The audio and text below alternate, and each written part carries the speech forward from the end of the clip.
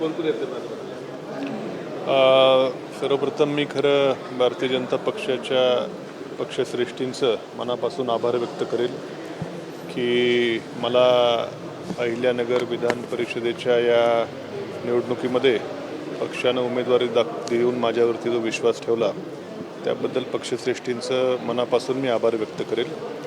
आता थोड्याच वेळात जिल्ह्याचे पालकमंत्री महोदय राधाकृष्ण विखे पाटील साहेब, विधान परिषदेचे सभापती राम शिंदे साहेब आणि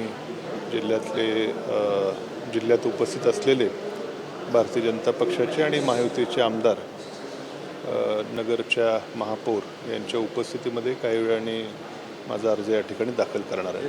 संजय राऊतांनी राजकीय श्रद्धांजली वापरली आहे तुम्हाला आणि डोंगबंद करा विकासाची. नाही, आता मी त्यांच्यावर काय बोलणार नाही. शेवटी ज्याला त्याला आपली मतं व्यक्त करायचा अधिकार असतो. मी काय त्याच्यावर प्रतिक्रिया देऊ इच्छित नाही.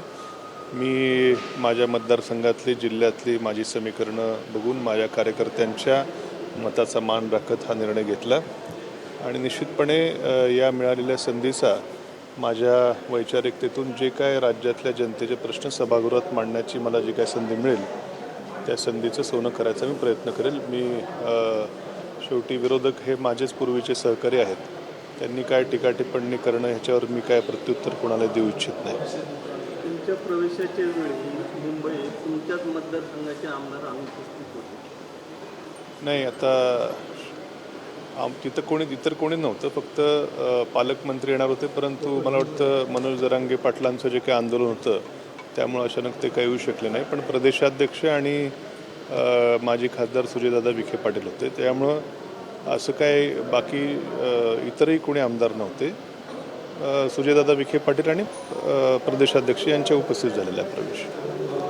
राणी लंके उमेदवारी आज अर्ज दाखल करणार आहेत, काय आता त्याच्यावर मी काय बोलू इच्छित नाही. काय शेवटी आता विरोधी पक्षाचा त्यांचा निर्णय, कुणाला उमेदवारी द्यायची काय द्यायची हा त्यांचा निर्णय आहे. त्यामुळं ते महाविकास आघाडी हा त्यांचा निर्णय घेईल, त्यावर मी काय बोलून उपयोग नाही. काय महायुतीमध्ये जे लोक इच्छुक होते त्यामध्ये गडबंचं नाव आहे, बाकी लोक सुद्धा आहेत, तर त्यांची भेट घेणार तुम्ही? हां, निश्चितच. शेवटी प्रत्येकाला उमेदवारी करण्याची इच्छा प्रत्येकाला असते. लोकशाहीमध्ये पक्षाच्या विचारधारेमध्ये सर्वांनाच उमेदवारी मागण्याचा अधिकार असतो.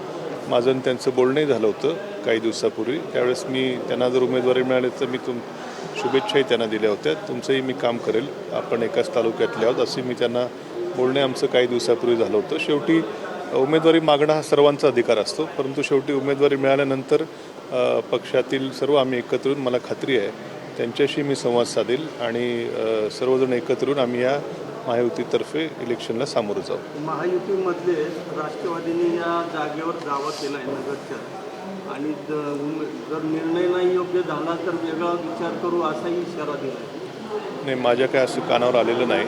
त्यांनी काल जाहीर केली भूमिका. नाही, माझ्या नाही कानावर, तुमच्याकडनं मी पहिल्यांदा ऐकतोय. माझ्या कानावर असं काय आलेलं नाही. कालच सुनेत्राताईंची माझी भेट झाली, चौंडीला ताई देखील आल्या होत्या. आमची काही यावर चर्चा तशी झाली असते, पण तशी काही चर्चा नाही. ताईंनी अत्यंत आम्ही बोलणं आमची व्यवस्थित गप्पा झाल्या, त्यांचंही मी स्वागत केलं. असं काय असतं तर ताई मला कालच बोलले असतं, पण अशी काय चर्चा सुनेत्राताईंची माझी काय झाली नाही. तशी काय महाविकास आघाडीतच कुठेतरी बिघाडी झाल्याचे चित्र सध्या निर्माण झालं आहे. कारण की थोरात साहेबांनी ससाने असतील किंवा अजित चव्हाणांना उमेदवारी अर्ज देण्याचं सांगितलं, पण तिकडे राणी लंके सुद्धा उमेदवारी अर्ज भरते, तर कसं पाहताय? नाही, आता त्यांच्याकडं काय चाललं आहे ह्याच्यावरती मी आज टिप्पणी करणं योग्य नाही.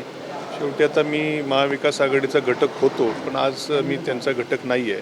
त्यामुळं त्यांच्यामध्ये काय विषय असतील याच्यावरती ते बोलणं माझं काम नाही. ते त्यांच्याविषयी ते आपण त्यांनाच विचारलेलं योग्य राहील.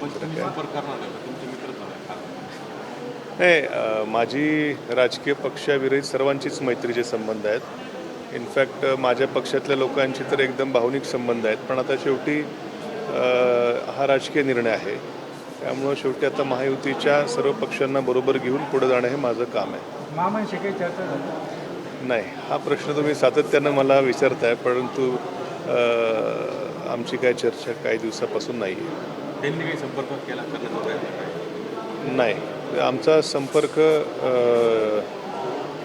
राहुरी विधानसभेची पोटनिवडणूक होती त्यावेळेस संपर्क झालेला, त्यावेळेस बरीचशी चर्चा झाली. त्यानंतर मात्र आमची काही राजकीय चर्चा झालेली नाही.